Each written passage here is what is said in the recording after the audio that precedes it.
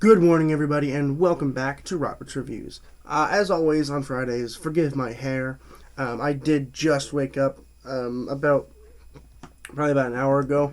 I woke up and immediately started doing what everybody else did when they immediately woke up, and that is I watched Wandavision, episode 8, which I'm going to be talking to you about today. I'm going to give you my thoughts on it. I've got many, so this might be a little bit longer than my other Wandavision episodes, but we shall see. As always, these videos are unedited because I don't have time on Fridays to edit them. All Robert's Thoughts episodes are unedited, so please excuse any interruptions or my falteringness. But first, a brief overview of the episode. So first of all, it is spoilery. It's going to be spoilery. There's no way to talk about it without being spoilery, so look out for that. A brief overview of the episode.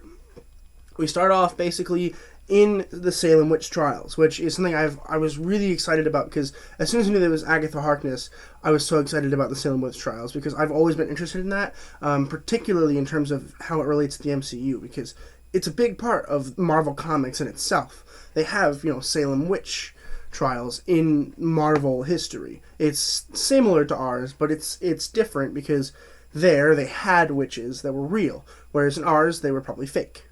But it's really, really cool that we got to see that.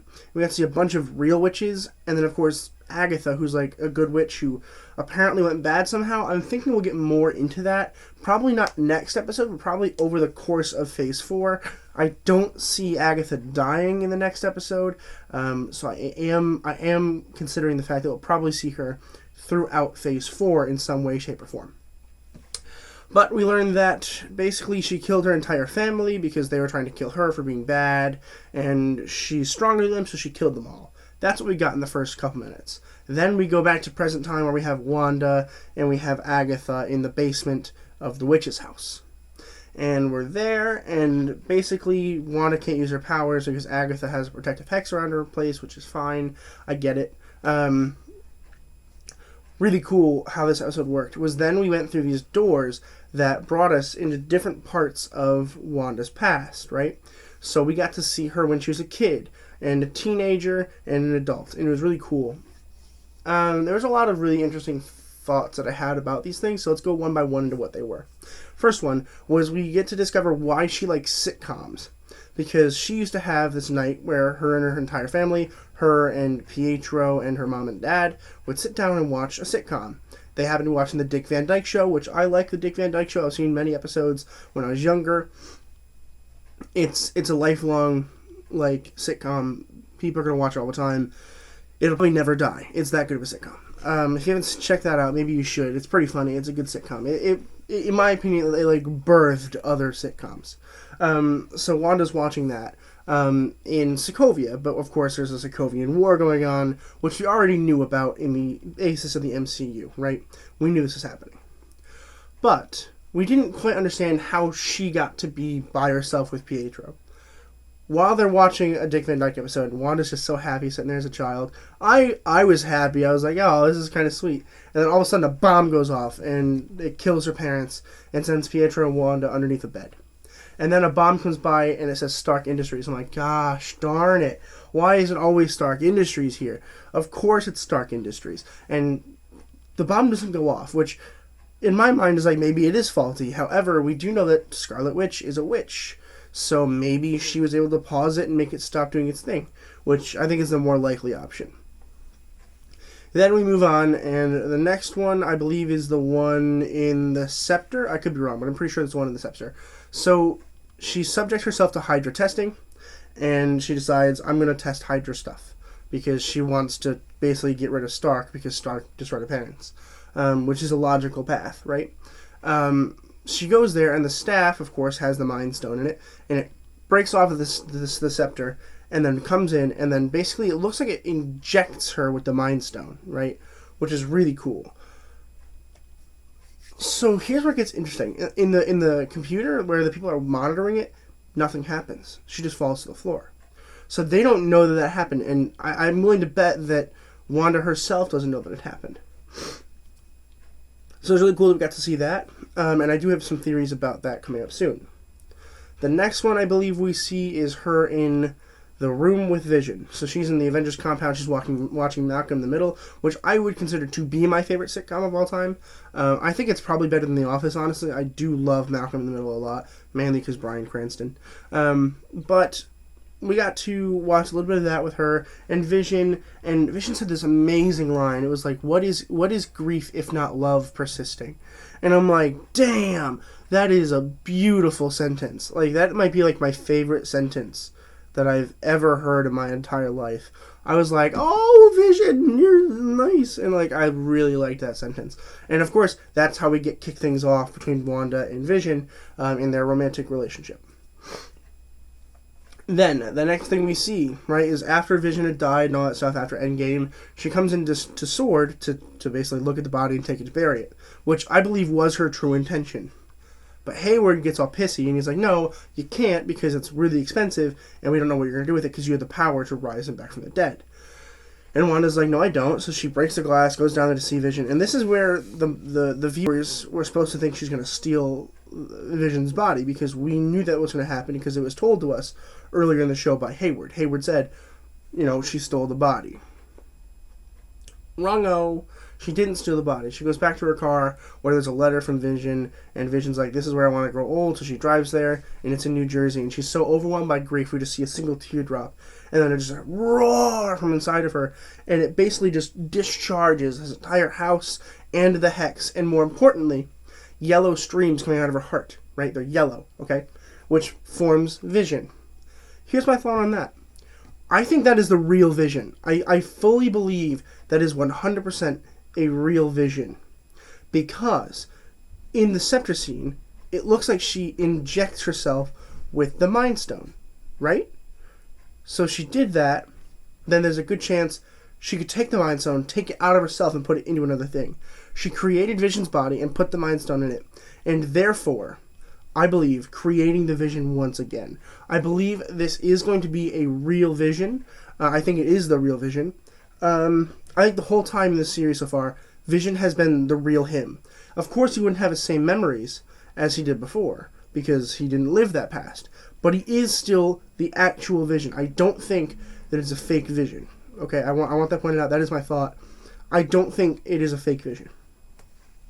And then we see that, she realizes it really is a sitcom. Then she exits her house because she hears her kids screaming, and she goes out, and Agatha's in the center of the street with the ropes around her, the children. She's like, I know who you are. You must be the Scarlet Witch. And that closes the episode. Which, by the way, is the first time we've heard the word Scarlet Witch in the MCU. I don't really know much about the Scarlet Witch in general, in terms of what the Scarlet Witch is. I'm assuming it is its own entity that can infuse in a body. So it's possible it could be, Wanda and Pietro and normally, and then all of a sudden, like, a witch enters her body or something like that. But I think the more likely thing is she is a descendant of one of the original Salem witch trial witches. Maybe, perhaps, Agatha herself. What if she's Agatha's daughter, long-lost daughter or granddaughter or something like that? That'd be insane. So now here begs the question, is Agatha really a bad guy, or is she a good guy? I don't know, because this entire episode, we see her trying to figure out what is happening, right? Because she genuinely doesn't know. It does seem like she is power hungry. I'm leaning towards she is a bad guy. I don't necessarily think she is the big bad, though, because then we get an end credit scene, okay? And in the end credit scene, we see that Hayward's like, we're going to fight it with the same thing that she's got. And they show Vision's body, right, which we assume is the regular Vision's body, like the actual one that we saw dismantled on the table. But it's all white, right? So I don't know anything about a white Vision in the comics. I don't know. I'm going to maybe do some research this week. I'm probably not going to do any research this weekend because I'm busy. But the following week, I might do a little bit of research on that to prepare myself a little bit more for the finale on March 5th. But here are some people's thoughts that I've heard. I haven't read up on anything, but I have friends that watch it, and they were telling me what they thought about it. So most of them think that it is Vision, right? But a different Vision because it doesn't have the Mind Stone. So people are thinking that it is still Vision, but it's going to be a different version of Vision. I disagree. I think that it's going to be Ultron. I do sincerely think that it is going to be Ultron in the white Vision costume.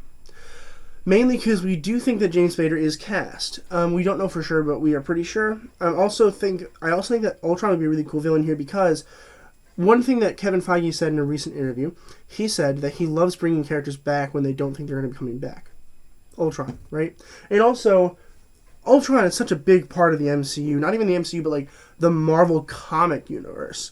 Like, Ultron's always been a huge force, right? And it feels weird that we would just waste him on one movie. I do think he might be a Phase 4 villain here, which I hope he is, because I hope they get to redeem themselves a little bit, because their rendition I don't think was very good in Age of Ultron, and I do like Ultron as a villain, so I'm hoping we get more of that as well. Also, one more thing, I no longer think that we're going to get Reed Richards. I no longer think John Krasinski is going to be casted, and here's why. So, Paul Bettany, as we've all been speculating over the past, several weeks, he has said that there's a cameo, or not even a cameo, but he gets to work with an actor that isn't quite announced yet, that he's been wanting to work with for quite some time. And he says that his scenes with him are very, very intense. First of all, we know it's a him, okay? So we're pretty confident it's probably going to be either the Magneto character, the Mephisto actor, or John Krasinski as Reed Richards. But here's the kicker. We now have another vision, okay? What if Paul Bettany was talking about Paul Bettany? What if Paul Bettany said he can't wait to work with Paul Bettany? Because he's a great guy and he hasn't worked with him before, which is true. He's never been in a movie where he is also in it, right? We never had two Paul Bettanys, and now we have two technically. And if it does have to be Ultron, then it's not going to be James Spader walking around in a skin-tight suit. No, we're going to have Vision, we're going to have Paul Bettany in the Vision costume with James Spader's voice dubbed. That's my concept. I do think that we're going to see that Paul Bettany was joking with us the whole time, and that's probably something he was allowed to say from Disney himself to get us people wondering. I don't think we'll see Reed Richards. It does have me interested in what the end of the show will be like, whether or not we still get Doctor Strange, because we do know that it goes right into Multiverse of Madness, so it could, in fact, lead directly there by showing Doctor Strange, or it could also show a Spider-Man of some sort, because we also know that we're getting there. However, I don't think we're actually going to see a Spider-Man, and here's why. Wandavision takes place like 6 weeks after Endgame. Okay, it's pretty quick. But Spider-Man Far From Home is like 6 months afterwards, right? So WandaVision isn't a sequel to Spider-Man Far From Home, okay? It is a direct sequel from Endgame, right? Whereas Far From Home is technically a sequel to WandaVision. So there's that time break where if there was another Spider-Man, we probably would have seen him in Far From Home. So my theory here lies on, I don't think we'll see a Spider-Man. I don't think we're going to see Reed Richards, but I do think we're going to see Doctor Strange before the end of this show. But that's going to do it on my thoughts. My thoughts can be completely correct or completely false. I have no way of knowing. I have no idea. Make sure you share this with your friends. Like, comment, subscribe. And as always, keep watching movies and television. Stay educated, and I'll see you guys in the next video.